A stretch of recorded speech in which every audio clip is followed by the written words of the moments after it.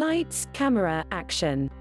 The first reviews are in for Once Upon a Time in Hollywood, the latest movie from director Quentin Tarantino, following its premiere at the Cannes Film Festival yesterday.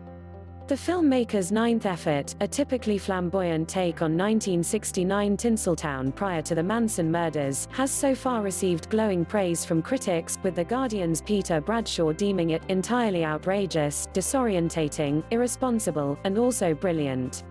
It has also drawn comparisons to Tarantino's 90s pop culture landmark Pulp Fiction, 25 years on from its release at the festival. Here are 5 talking points from the reviews and its latest trailer, dropped amid the glitz and glamour of the film's debut screening. The pairing of two of Hollywood's most high-profile leading men appears to be an inspired partnership.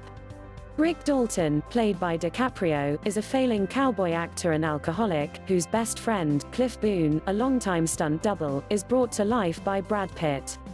Together the pair are said to deliver killer performances, dripping with self-irony and pleasurable chemistry, according to The Hollywood Reporter.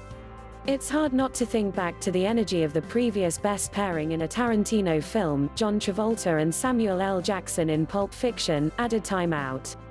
Robert Redford and Paul Newman made 2 classic films together, The Sting and Butch Cassidy and The Sundance Kid. Should we expect a remake of either in the pipeline?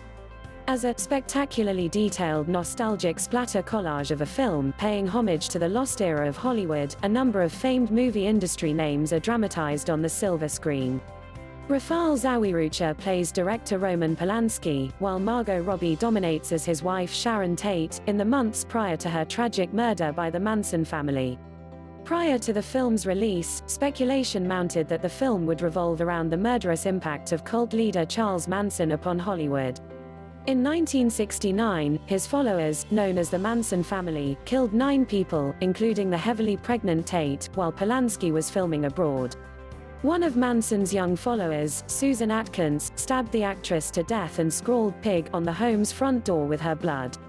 The murders sent shockwaves through the US film industry and has traditionally been credited with bringing a bloody end to the 60s counterculture free love generation. American actress Sharon Tate was 8.5 months pregnant when she was murdered. It's a narrative that Once Upon a Time rejects with an outrageous riposte, says the Evening Standard. Instead, it begins 6 months prior to the murders, exploring Tinseltown in that brief moment after the glitter wore off but before the tarnish set in, says Sight and Sound. This is not to say Manson does not loom heavily.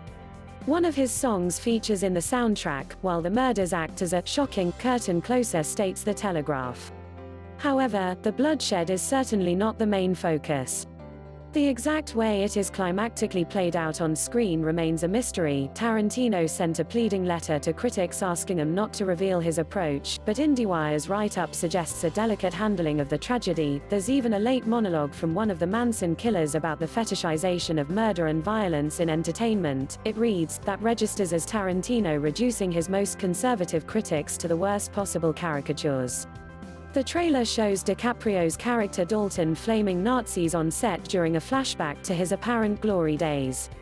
It's a tongue-in throwback to his 2009 film Inglorious Basterds, and typical of Tarantino's fondness for over-dramatic violence. Hawk-eyed followers of Tarantino's work over the past 3 decades have recognized feet prominently feature in his films. Think of the bride's "wiggle your big toe" scene in Kill Bill, or the aforementioned Inglorious Basterds. Hans Landa verifying a shoe found at the scene of a shootout was that of actress Bridget von Hammersmark, the camera lingering lovingly on her bare foot.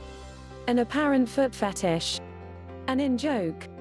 The exact on-screen reason remains unclear.